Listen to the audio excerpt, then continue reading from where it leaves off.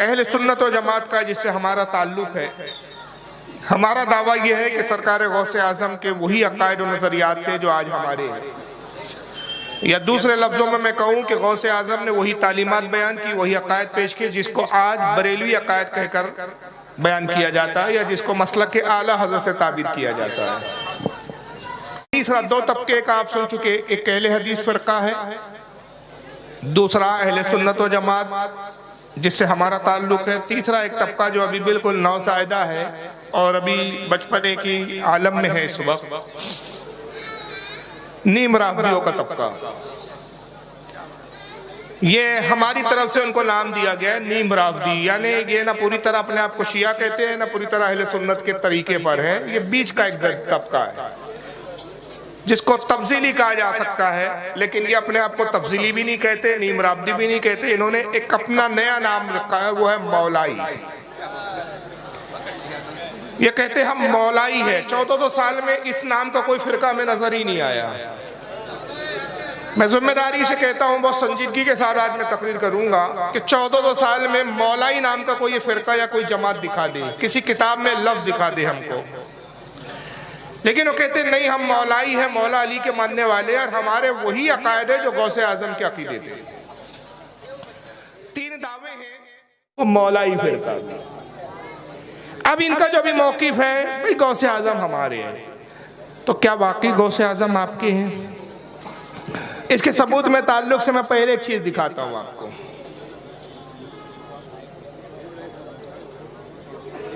آئیے ذرا ان صاحب کو سنیے، اس کا نام آپ مجھے پتہ نہیں ہے اور مجھے نام سے اس کی غرض بھی نہیں، سنیے اس کا۔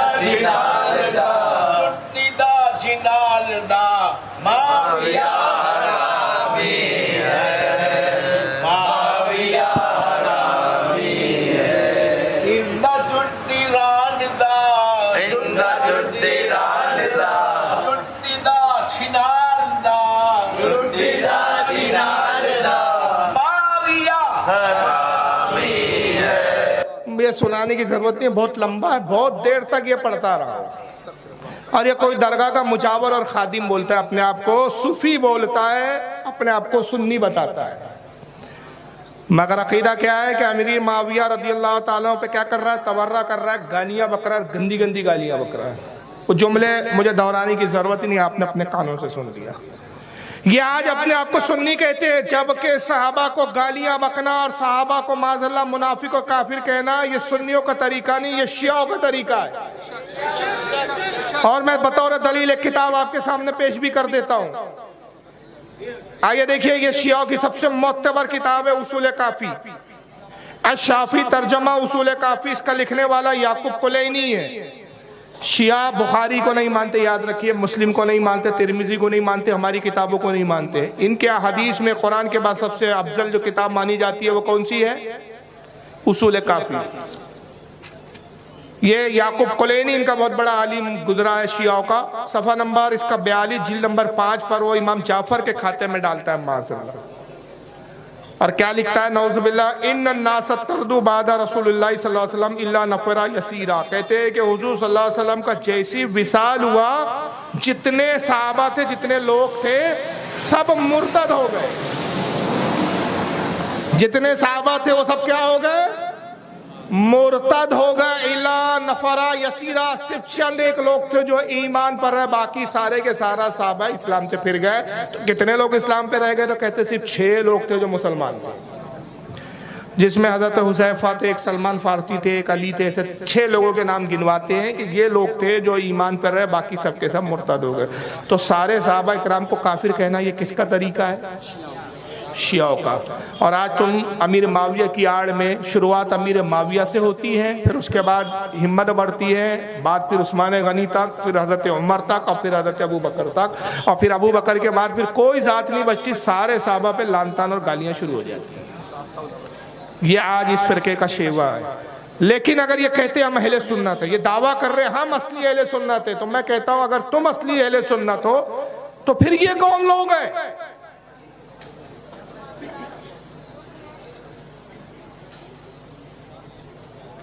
یہ کتاب آپ کے سامنے دکھا رہا ہوں، نسیم الریاض، بہت دھلا دکھ رہا ہے یار۔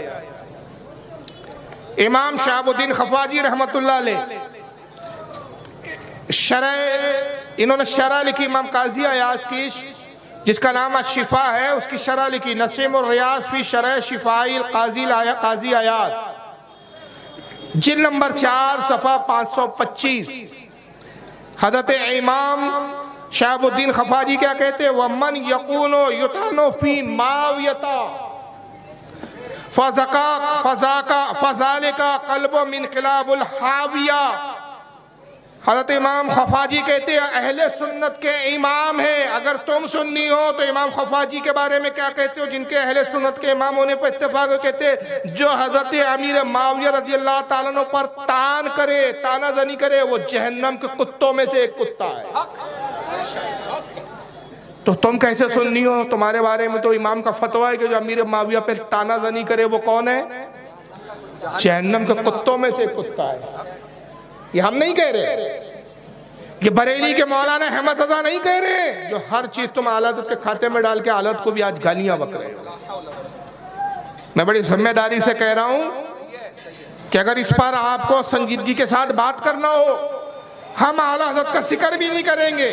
14 سال سے لے کر آج تک کے پہلے کے اعلیٰ حضرت پہلے کے اماموں سے بتائیں گے کہ ان کا امیر معاویہ کے تعلق سے کیا عقیدہ ہے اور خود غوث اعظم کا کیا عقیدہ ہے۔ ابھی میں غوث اعظم کا بھی عقیدہ آپ کے سامنے پیش کروں گا۔ مجد الثانی کہتے ہیں کہ امام حضرت امیر معاویہ کو جو فاسق ہے، کافر کہنا تو دور کی بات ہے، یہ بدبخت منافق کہہ رہے ہیں۔ کہتے ہیں امیر معاویہ کو اگر فاسق بھی کوئی شخص کہتا ہے یا کافر کہتا ہے تو گویا صرف امیر معاویہ کو نہیں کہنا، نصف صحابہ اکرام کی جماعت ان کے ساتھ ہے۔ تو دین سے، نصف دین سے، آدھے دین سے اعتماد اڑ جائے گا۔ کیوں؟ کہ ان صحابہ سے حدیثیں بھی آئی ہیں، روایتیں بھی آئی ہیں، ہم تک دین پہنچا ہے۔ تو جو یہ کہے کہ معاذ اللہ امیر معاویہ اور ان کے سارے ساتھی فاسق و فاجر تھے، کافر تھے، تو یہ مجد الثانی کہتے ہیں کہ یہ بات سوائے اس زندیق کے، اس آگ کے پجاری کے، اس بددین کے جس کا مقصد دین کی بربادی ہے، وہی کہہ سکتا ہے، اس کے علاوہ کوئی نہیں کہہ۔ اگر میں اس طرح کے اقوال دکھاؤں یہ پوری رات چھوٹی پڑ جائے، کئی راتیں چھوٹی پڑ جائے۔ آئیے غوث اعظم کیا کہتے ہیں وہ دیکھ لیجیے۔ سرکار غوث اعظم بنیۃ الطالبین صفحہ 200 اور صفحہ 202 پر کیا کہتے ہیں؟ امام احمد ابن حنبل فرماتے ہیں، امام احمد ابن حنبل فرماتے ہیں کہ حضرت طلحہ، زبیر، عائشہ اور معاویہ سے حضرت علی کی لڑائی اور باہمی نفرت و عداوت کے متعلق ہمیں بحث، مباحثے، مکالمے سے گریز کرنا چاہیے۔ غوث اعظم کا مسئلہ کیا ہے کہ حضرت علی سے حضرت طلحہ کی جنگ ہوئی، حضرت زبیر کی جنگ ہوئی، حضرت عائشہ کی جنگ ہوئی، حضرت معاویہ کی جنگ ہوئی۔ انہوں نے لڑے، اختلافات ہوئے، جنگیں ہوئی، لیکن اس لڑائی اور اس عداوت کے بارے میں، اس نفرت کے متعلق ہمیں مباحثے اور مکالمے سے ہمیں کیا کرنا چاہیے؟ گریز کرنا چاہیے، کیونکہ اللہ تعالیٰ قیامت کے دن ان کی باہمی بغض و عداوت رفع فرما دیں گے، جیسا کہ ارشاد باری تعالیٰ ہے کہ ہم ان کے دلوں کا کینہ ختم کر دیں گے اور وہ بھائی بھائی ہو جائیں گے اور آمنے سامنے تختوں پر بیٹھے ہوں گے۔ غوث پاک کہہ رہے ہیں کہ اللہ تعالیٰ ان کے دلوں کے کینوں کو نکال دیں گا اور یہ لوگ کیا کریں گے؟ جنت میں آپس میں بھائی بھائی ہو جائیں گے اور جنت میں آمنے سامنے تختوں پر بیٹھیں گے۔ غوث اعظم تو یہ عقیدہ بتا رہے ہیں کہ چاہے امیر معاویہ ہو، حضرت طلحہ ہو یا حضرت زبیر ہو، باوجود جنگ کے حق تو علی کے ساتھ تھا، یہ خطا اجتہادی پر تھے، خطا ہوئی ان سے، لیکن اللہ ان کے معاملوں کو درست فرما دے گا اور یہ جنت میں تختوں میں آمنے سامنے بیٹھے ہوں گے۔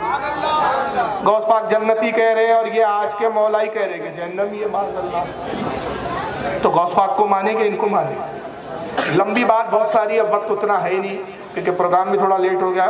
اب اس پر جو اعتراض ہوتا ہے، غوث پاک نے اور بھی بہت کچھ لکھا ہے، یہاں تک کہ جو لوگ صحابہ کی لعن طعن کرتے ہیں ان کے بارے میں وعیدیں بھی بتائی ہے، اتنا وقت رہا نہیں۔ آخری میں ایک بات بتاتا چلوں، اس کتاب کے بارے میں پھر ایک شبہ پیدا کرتے ہیں اور ایسے سے جاہل آج کل کبھی کتاب کھول کے نہیں دیکھی، سب گوگلو مولوی بن گئے آج کل۔ آپ ہی کے بمبئی کے ایک صاحب ہیں، گوگلو پہ آئے، جن کو اردو بھی بولنا نہیں آ رہا، وہ کہتے ہیں کہ صاحب بنیۃ الطالبین غوث پاک کی کتاب ہی نہیں ہے۔ ابھی ایک شیوا بنا لیا، جو بھی کتاب ان کے خلاف جائے اس کتاب کا انکار کر دیا۔ حالانکہ ایسا نہیں ہے، غوث پاک کی بنیۃ الطالبین کو لے کر البتہ علماء میں ضرور اختلاف ہے، لیکن جمہور کا اتفاق اور اجماع اس پر ہے کہ بنیۃ الطالبین غوث پاک کی ہی کتاب ہے۔ تین موقف ہے اہل سنت کے اس تعلق سے. کتنے موقف ہیں؟ تین. پہلا موقف یہ ہے کہ یہ غوث پاک کی کتاب نہیں، غوث پاک کی طرف منسوب ہے. یہ کہنے والے شاہ عبدالحق مودودی سے دہلوی ہے، مگر فتح رضیہ میں اعلیٰ اس کا جواب یہ دیتے ہیں کہ یہ نفی جو ہے مجرد ہے. مجرد مطلب یہ دلیل کی محتاج ہے، اس کے پیچھے شاہ صاحب نے کوئی دلیل نہیں دی. میں صرف انکار کر دیا اس بنیاد پہ کہ چند باتیں اس میں علاقی ہے. یہ مجرد قول ہے ان کا، صرف شاہ عبدالحق مودودی دہلوی اور ایک حضرت علامہ عبدالعزیز ملتانی النبراس ان کی کتاب ہے، صفحہ نمبر 455 پہ کہتے ہیں کہ عزیز شیخ عبدالقادر جیلانی کی گنیت الطالبین نہیں. مگر دوسرا موقف کیا ہے کہ یہ گنیت الطالبین غوث پاک کی کتاب ہے، اور اس موقف کے اختیار کرنے والے کون ہیں؟ حضرت علامہ حاجی خلیفہ. ان کی کتاب ہے کشف الظنون، وہ لکھتے ہیں غوث پاک کی کتاب ہے. ابن تیمیہ اپنے فتاوی ابن تیمیہ جلد 5 صفحہ 15 پہ لکھتا ہے غوث پاک کی کتاب ہے. امام زہبی اپنی کتاب العلو صفحہ 193 پہ کہتے ہیں یہ غوث پاک کی کتاب ہے. ابن کثیر البدایہ والنہایہ جلد 12 صفحہ 252 پہ کہتے ہیں یہ غوث پاک کی کتاب ہے. ابن رجب حنبلی طبقات الحنابلہ جلد 1 صفحہ 254 پر کہتے ہیں غوث پاک کی کتاب ہے. مجدد الفسانی شیخ احمد سرہندی مکتوبات ربانی دفتر دوم صفحہ 74 پہ کہتے ہیں غوث پاک کی کتاب ہے. حضرت امام محمد بن یحییٰ تاسفی اپنی کتاب قلائد الجواہر صفحہ 7 پہ کہتے ہیں غوث پاک کی کتاب ہے. شاہ ولی اللہ مودودی سے دہلوی اپنی کتاب حماد صفحہ نمبر 12 پہ کہتے ہیں غوث پاک کی کتاب ہے. خود اعلیٰ حضرت کہتے ہیں کہ غوث پاک کی کتاب ہے، بعض باتیں الحاق ہے، کچھ لوگوں نے اپنی طرف سے بڑھا دی. اور یہی موقف ہے امام ابن حجر المکی الحیتمی کا فتاوی حدیثیہ صفحہ نمبر 271 پر. تو پتہ چلا کہ ہے تو کتاب غوث پاک کی، لیکن چند باتیں الحاقی ہے. اب یہ کیسے طے ہو کہ الحاق مطلب کسی بدبخت نے اپنی طرف سے اس میں بڑھا دی؟ تو وہ بات ہم اس کو رد کریں گے، اس کو الحاق کہیں گے جو عقیدہ اہل سنت کے خلاف ہو، اور جو عقیدہ اہل سنت کے موافق ہو تو اس عبارت کو اور اس بات کو الحاقی نہیں کہیں گے. تو غوث اعظم گنیت الطالبین میں لکھ رہے ہیں، میں حوالے نہیں دکھا پا رہا ہوں، وقت کم ہے، کہ اس کتاب میں لکھ رہے ہیں کہ امیر معاویہ پہ لعن طعن نہیں کرنا چاہیے. تو یہ تو ٹوٹل اہل سنت کا موقف ہے. غوث پاک اس میں تنہا نہیں ہے. اگر غوث پاک تنہا کہتے اور تمام اہل سنت کا اتفاق ہی ہوتا کہ نہیں امیر معاویہ پہ لعن طعن کر سکتے ہیں، تو ہم کہتے تھے کہ بھائی یہ غوث پاک کی علاقی بات ہے. غوث اعظم گنیت الطالبین میں کہتے ہیں کہ تمام صحابہ میں سب سے افضل حضرت ابو بکر صدیق ہے. اب جب یہ کہا جاتا ہے بھائی غوث پاک کہہ رہے ہیں کہ تمام صحابہ میں سب سے افضل ابو بکر صدیق ہے، تو یہ مولائی کہتے ہیں نہیں علی کا پہلا نمبر. ہم کہتے ہیں تم غوث پاک سے بڑے سید ہو، تم سید ہو. اگر آج کے تم سید کہلا رہے ہو، دعوے کر رہے ہو سید ہونے کے، تو تمہارے سید ہونے پہ تو پورا کوئی مطلب کنفیوژن کا بھی معاملہ ہے. بہت لوگوں کے نزدیک آپ مشکوک ہے. ہم نہیں کہتے کہ تم سید ہو یا نہیں ہو، اللہ جانے تم جانو. لیکن غوث پاک کے سید ہونے پر کسی کا اختلاف ہے؟ کوئی مائیکل آل کہہ سکتا ہے غوث اعظم سید نہیں ہے؟ تو غوث پاک تو گنیت الطالبین میں لکھ رہے تمام صحابہ میں سب سے افضل پہلے نمبر پر ہے ابو بکر صدیق. آپ کہتے ہیں گنیت الطالبین کی دلیل مت دیجئے، کیوں؟ وہ کتاب غوث پاک کی نہیں ہے، اس میں الحاق ہوا ہے. ارے تو بدبخت یہ کہاں سے ثابت کریں گا کہ یہ بات غوث پاک کی الحاق ہے؟ کیوں؟ یہ تو عقیدہ اہل سنت ہے. یہی حدیث تو بخاری میں موجود ہے، مولا علی سے موجود ہے. اور حدیث کے الفاظ یہ ہیں کہ حضرت محمد ابن حنفیہ جو حضرت مولا علی کے صاحبزادے ہیں، حضرت فاطمہ کے علاوہ ایک دوسری بیٹی سے پیدا ہوئے، وہ خود سوال کرتے ہیں حضرت علی سے، کہتے ہیں قلت لأبی، میں نے اپنے والد حضرت مولا علی سے پوچھا ای الناس خیر بعد رسول اللہ صلی اللہ علیہ وسلم، اے ابا جان یہ بتائیے تمام صحابہ میں رسول اللہ کے بعد سب سے افضل کون ہے؟ قال ابو بکرین، کا وہ ابو بکر صدیق ہے. یہ صحیح بخاری میں، یہ مسلم میں، ابو داؤد میں، امام احمد نے اس کو اپنے مسند میں لکھا، امام ابن ابی شیبہ نے اس کو لکھا، امام ابن ابی عاصم نے لکھا، حضرت امام خلال نے لکھا، امام طبرانی نے لکھا، حضرت امام دارقطنی نے لکھا، حضرت امام ابو نعیم نے لکھا، امام بہقی نے لکھا، امام ابن عبد البر نے لکھا. 45 حوالے اس وقت میرے پاس. تو یہ عبارت علاقی نہیں ہے، اس پہ تو اجماع ہے. تو محمد ابن حنفیہ کہتے ہیں میں نے پوچھا رسول اللہ کے بعد کون ہے افضل؟ مولا علی نے کہا ابو بکر. پھر کہتے ہیں میں نے پھر سوال کیا قلت ثم من، میں نے اپنے والد سے پوچھا ان کے بعد کون ہے؟ قال ثم عمر، کہا ان کے بعد عمر افضل ہے. وخشیت ان یقول عثمان، کہتے ہیں مجھے ڈر ہوا کہ میں پھر پوچھوں کہ ثم من اس کے بعد کون افضل ہے، تو عثمان غنی کا نام نہ لے. تو میں نے سوال بدل دیا، میں نے کہا حضور عمر کے بعد تو آپ افضل ہے نا. حضرت علی نے اس کو بھی ایکسیپٹ نہیں کیا، بلکہ کیا کہا؟ ثم انتا، قال ثم انتا، میں نے کہا کیا آپ اس کے بعد افضل ہے نا؟ قال ما انا الا رجل من المسلمین، کہا نہیں میرے بیٹے، میں عثمان کے بعد افضل نہیں ہوں، میں تو عام مسلمانوں میں سے ایک فرد ہوں۔ یہاں تو مولا علی نے عاجزی کی، ورنہ اہل سنت کا اتفاق کیا ہے کہ آپ کتنے نمبر پر ہیں؟ چوتھے نمبر پر ہے، لیکن آپ کہتے ہیں نہیں میں چوتھے پر بھی نہیں ہوں، میں تو عام مسلمان ہوں۔ لیکن حضرت عمر اور حضرت ابو بکر ان کے شیخین کے افضل ہونے پر پورے اہل سنت کا اجماع ہے۔ تم اپنے آپ کو حنفی کہتے ہو، میرا دعویٰ ہے کہ آؤ امام ابو حنیفہ کی کتابوں سے فیصلہ کر لو۔ وہ کیا کہتے ہیں؟ الفقہ الاکبر میں کہتے ہیں کہ تمام صحابہ میں سب سے افضل ابو بکر صدیق ہے۔ تو بہرحال بہت ساری باتیں ہیں، وقت اتنا نہیں ہے، اور آج تک یہ خود خطبے میں پڑھتے تھے، پتہ نہیں اب یہ خطبہ کون سا دینے لگے، اللہ جانے۔ آپ بھی جمعے میں خطبہ سنتے آ رہے ہیں، کبھی ترجمہ پوچھئے مولانا صاحب سے کہ اگر ابو بکر پہلے نمبر پہ نہیں ہے، وہ چند قوالوں نے اور چند جاہل مجاوروں نے مشہور کر دیا دمادم مست قلندر علی کا پہلا نمبر، تو اب پہلے نمبر کی بحث ہو گئی، یہ مدعا چھڑ گیا۔ حالانکہ اس سے کوئی سنیت و دین کا بہت بڑا فائدہ نہیں ہے، لیکن ایسے اختلاف لا کے سے سنیت کو بانٹنا مقصود ہے۔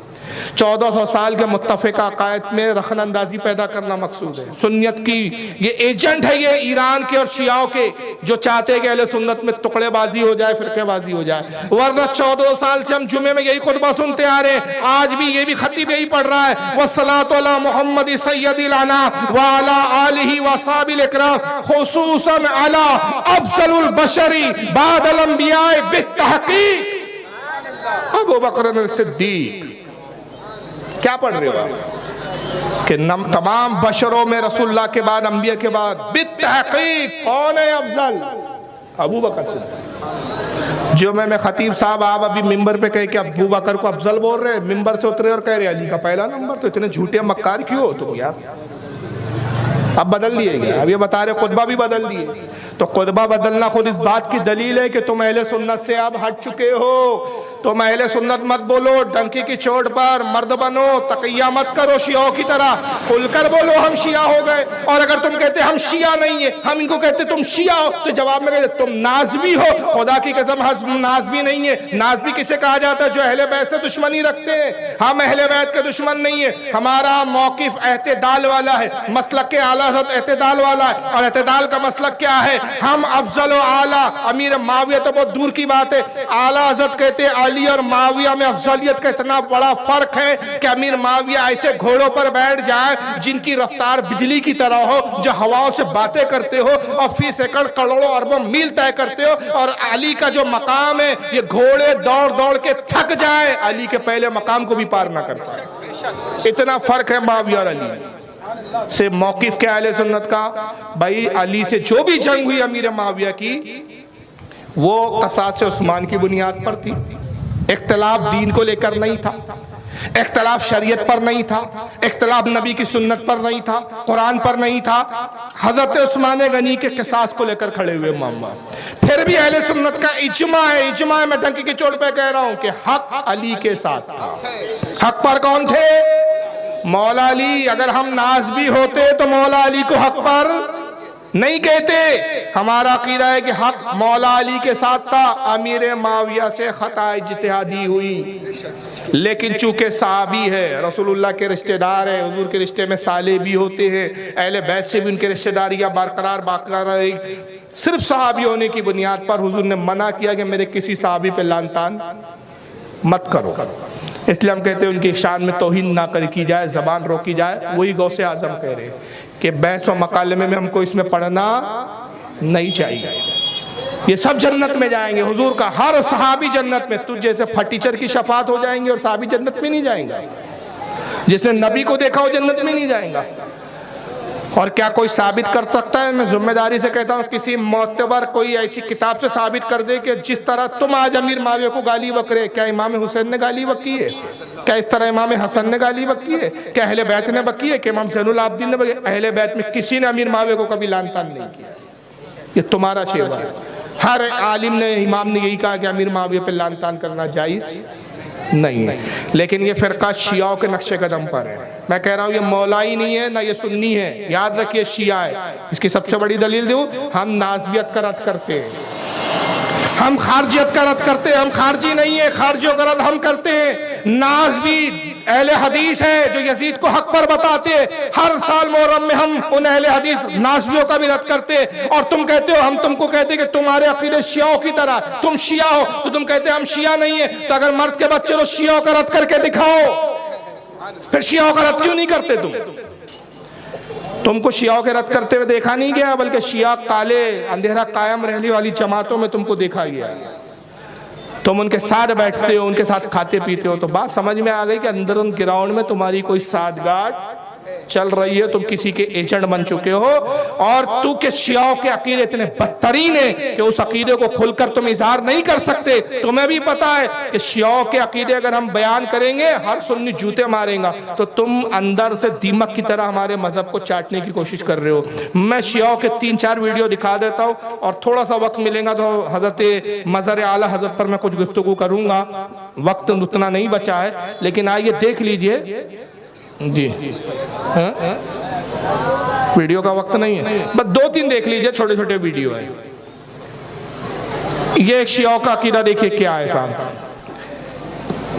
سرکار ابو طالب نے سوچا علی 13 رجب کو فجر کے وقت آیا کہ چلو آج وہ جو مکہ میں پادری بنا بیٹھا تھا اور ہر ایک کو ذائچہ بناتا تھا کہ فلاں بچہ کب پیدا ہوگا، وہ کن خصوصیات کا مالک ہوگا، وہ کیا کرے گا کیا نہیں کرے گا، ابو طالب کہتے ہیں میرے دل میں خیال آیا، پہلی بار یہ بات کہہ رہا ہوں، ابو طالب کہتے ہیں میرے دل میں خیال آیا کہ میں جاؤں اور اسے جا کر پوچھوں کہ بتا 13 رجب کو فجر کے وقت اس وقت میں آنے والا بچہ کن صفات کا مالک ہوگا۔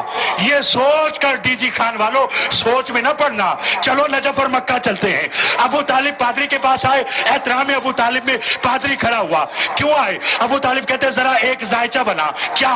ذرا دیکھ تو صحیح، 13 رجب فجر کے وقت اتنے بج کر اتنے منٹ پر ایک بچہ پیدا ہوا ہے، بتا وہ کن صفات کا مالک ہوگا۔ ایک بچہ آیا ہے، بتا وہ کن صفات کا مالک ہوگا۔ سفتین کوزہ مجھے حیدیہ مسجد کے اس ممبر کی عظمت کی قسم، پادری نے بچہ اٹھایا، کاغذ قلم لیا، ایک ذائچہ بنایا، دیکھا، پھاڑ دیا، دوسرا لیا، بنایا، پھاڑ دیا، تیسرا لیا، بنایا، پھاڑ دیا، چوتھا لیا، بنایا، پھاڑ دیا۔ جب لاتعداد ذائچے بناتا رہا، پھاڑتا رہا، ابو طالب نے کہا بتاتا کیوں نہیں کہ 13 رجب کو اتنے بجے جو بچہ آیا وہ کیا ہوگا؟ پادری کھڑا ہو کر کہنے لگا ابو طالب جو وقت تو بتا رہا ہے اس میں اللہ تو پیدا ہو سکتا ہے، بچہ پیدا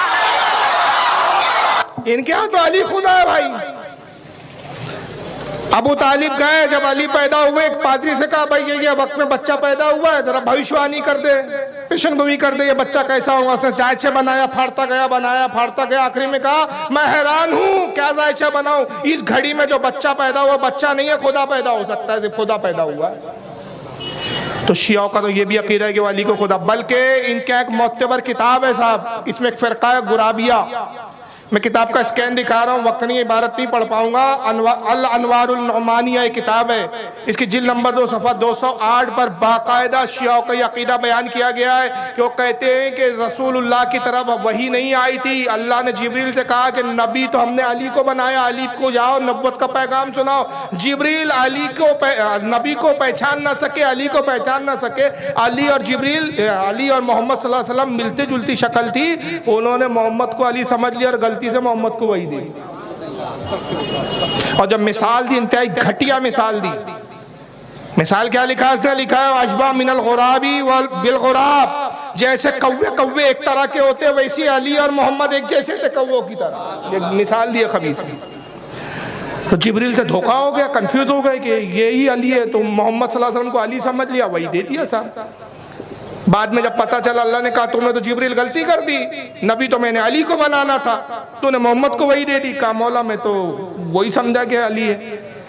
تو بعد میں کچھ کتابوں میں یہاں تک لکھا ان بدبختوں نے چونکہ محمد نبوت کے اہل نہیں تھے، جب وہی اترتی تو ان پہ وہی کا بوجھ برداشت نہیں ہوتا، تو جبریل جب وہی لاتے، اب اللہ نے کہا ایک بار غلطی ہو گئی، پہلی وہی دے دی، تب نبی تو انہی کو بنانا پڑے گا، چلو آج سے محمد نبی، علی کو ان کا وسیع بنا دو، ان کا مددگار بنا دو۔ مگر چونکہ محمد کمزور ناتوا تھے، علی بہادر تھے، محمد وہی کا بوجھ نہیں سنبھال سکتے تھے، جب وہی آتی تو حضور کو وہی کا بوجھ برداشت نہیں ہوتا تو پیخانہ آ جاتا تھا۔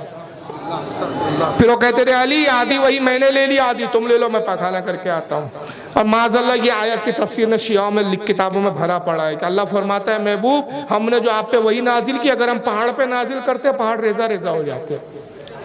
یہ شیعوں کے عقیدے ہیں۔ میں اگر شیعوں کے عقیدے بیان کرنے بیٹھوں نا تو کئی راتیں چاہیے۔ اس طرح کے عقیدے جو شیعوں کے ہیں، اور آج یہ علی کو اسی لیول پہ لانا چاہتے ہیں۔ ان کو اس بات پر تسلی نہیں ہے کہ بھئی اہل سنت کا جو عقیدہ ہے وہ یہ کہ مولا علی کے فضائل بہت زیادہ ہے، لیکن افضلیت ایک الگ ہوتی ہے، اب فضائل الگ ہوتے ہیں۔ فضیلت اور افضلیت میں زمین آسمان کا فرق ہے۔ ہم افضلیت کے اعتبار سے حضرت ابوبکر کو نمبر 1 پہ مانتے ہیں۔ یہ الگ بات ہے کہ فضائل میں علی کے بارے میں زیادہ روایت ہے، لیکن بہرحال وقت کی قلت ہے، جو کچھ بیان ہوا وہ سمجھنے کے لیے کافی ہے کہ غوث پاک کا عقیدہ وہی ہے جو اہل سنت کا عقیدہ ہے۔